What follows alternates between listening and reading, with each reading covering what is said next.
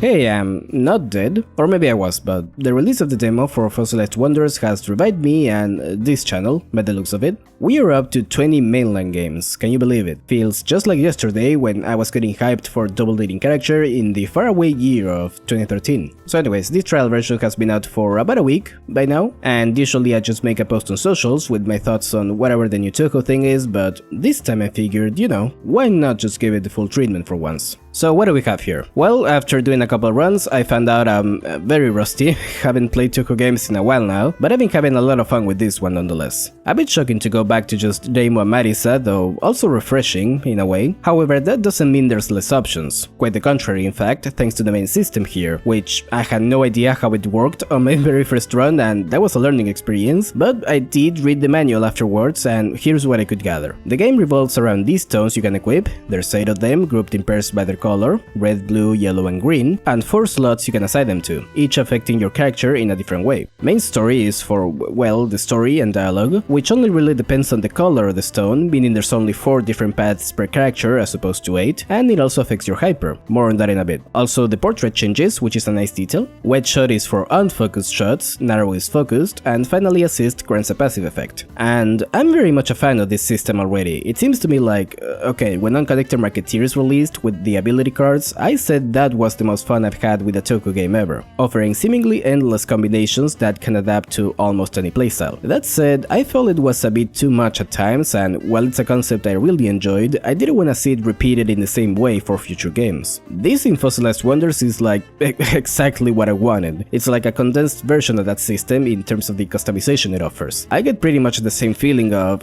say, building my character the way I want to, except now it's just much simpler and straightforward to do so. Sure, the effects are not that varied and for the most part limited to your standard shooting game fare, but I'm completely fine with that. Doesn't need to be anything more, and I'm sure once the full game is out I'll get to really dig into it. But that is only the first part, because once you actually start the game there's more stuff to worry about. Good old gauge at the corner of the screen, and there's 2 of them this time. Filling up the horizontal one activates your hyper, and this works pretty similarly to the ones from Wildly Beast and Weakest Creature. The duration seems to vary between each one, but overall they seem to be shorter than in that game, thankfully. The effects go from giving you a powerful shot, a field or options that delete bullets, that works. Still pretty overtuned, I gotta say.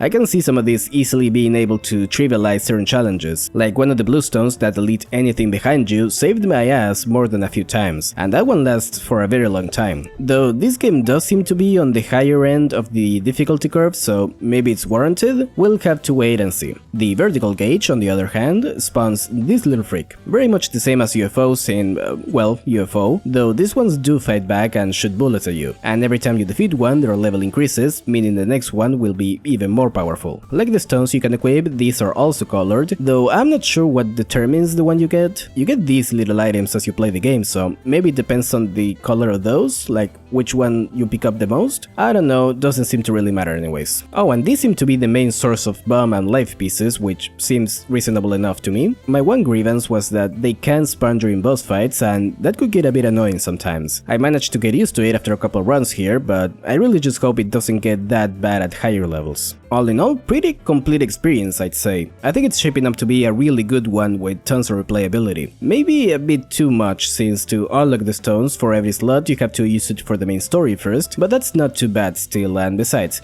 the full unlock code will be there for those who don't want to deal with that. It also seems to be a mishmash of all the different mechanics we've had in other games. The hypers, the UFOs, grazing slowing down bullets and releasing items, not to mention the stones themselves, which also reference previous incidents. I assume that's gonna be a big theme here. Again, it does feel Fossilized Wonders is gonna be on the harder side, already from stage 2 where starting with the curving bullets and stuff coming from behind, I had to continue in more than a few runs, and I'm not ashamed to say it. And yes, part of it is very much a skill issue, but you know, keep in mind that I'm always talking from the perspective of a casual player, by the way. I mean, obviously. Maybe someone who's a god at the games will have a different opinion, but so far I'd put it somewhere close to undefined fantastic object, which might make you think I'm tweaking, but consider that UFO doesn't really play its hand until the infamous stage 4 spike. I'm going with what we got so far, right? So, the new characters, that's what everyone cares about, right? First up, we have Ubame Chiritsuka, a Yamamba, actually the king of the Yamamba, and she's the stage 1 boss despite that, so they're probably not very strong. It's really interesting to me that what started as an offshoot species with Nemuno in Hidden Star in 4 seasons has spread around so much, where we now have 2 characters and another 2 who are related in some way. But anyways, she's the boss of stage 1, she appeared on the CD as is usual for trial versions, ready to throw hands. By the way, I don't know what was up with the blue coloring on that, me and others were kinda surprised to see that in-game her color scheme was much different. The standard stage 1 boss fare, not much to say really, her final spell card is pretty funny, just tossing fucking fairies at you. Jimmy Hoju. You know, something about the more recent entries is that Sun's been really going at it with the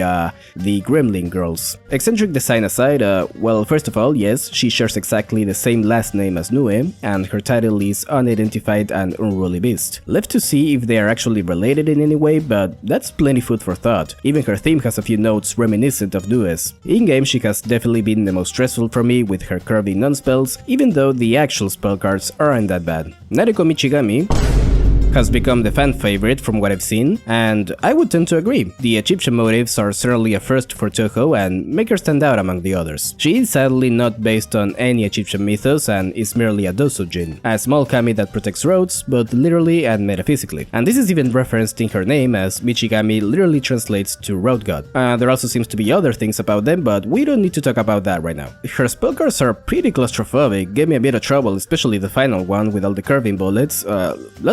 Lots of curvy patterns in this game already, I'm a bit worried. The story is something I can't really comment much on right now, since we don't really have much to go on from. People in Gensokyo are reliving the same day as if time has stopped, or like maybe a Groundhog Day situation, I'm not sure. Where the stones come from is not clear yet, but it seems this all has to do with the sanctuary located at Yokanmaden, which I'm gonna be honest, I feel like this could have been a new location from the beginning. I get that the place is very important within Gensokyo, but we've had enough going on there as of late, and we haven't had a real update to the geography in a while. This could have been a good opportunity to do that. Anyways, there's a fucking pyramid in the sanctuary for some reason, as seen in stage 3, which seems to be where the stone you choose for the story will play a part. Now I know that shot types offering different dialogue and endings is nothing new, but with all the emphasis that's being put into that, and with Nariko leading you to a different entrance altogether, I do wonder if we're gonna have more pronounced branching paths. You know, different bosses or different stages depending on what you chose, things like that. Or at least one such case. Probably not, but we can dream, right?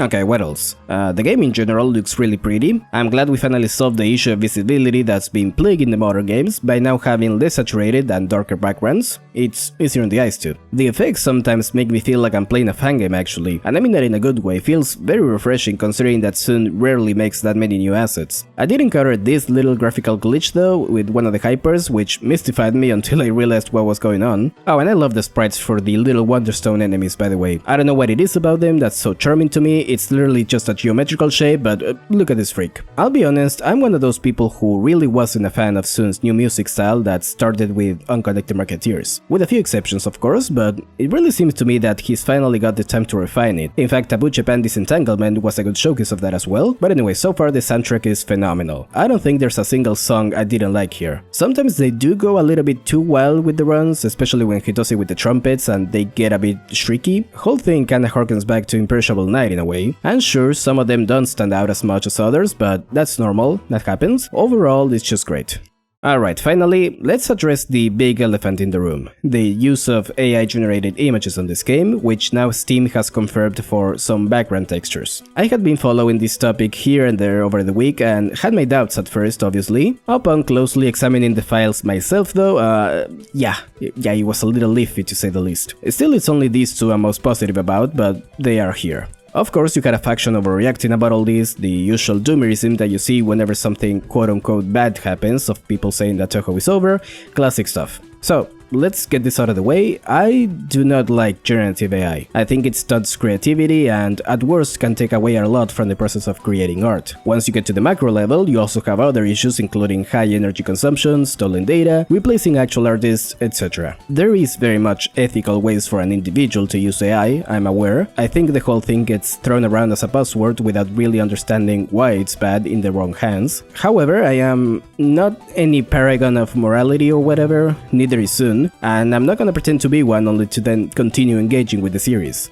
With that I'm trying to say, I'm sorry, but I can't bring myself to be so concerned about this. Disappointed? Certainly, a little bit. More on the side that it's just a lazy way to do things when you look at his trajectory, and also that they just look bad. He's actually been able to make some really impressive looking stuff in the past with image composition and only using some precarious assets, so I don't see how he's looking at this and thinking it's okay. But also, considering that literally everything else is still undeniably his own work, the characters, the art for said characters, the music, the game itself, this really just seems like a speck in the grand scheme of things. Not completely unimportant, but I know your ass wasn't looking at the spell backgrounds when playing the games, and yeah, okay, we can say he just pulled stock images unknowingly, or most likely it seems he used Adobe services, which supposedly train AI with their own stock assets. So in Sun's eyes, he's not doing anything different or unethical, just merely experimenting with new technology. I don't care about the reasons. Point is, again, it is here, it's probably not gonna get changed, and while I am raising an eyebrow for sure, I don't feel strongly about this for now. I don't think it really detracts much from the actual art in this particular case.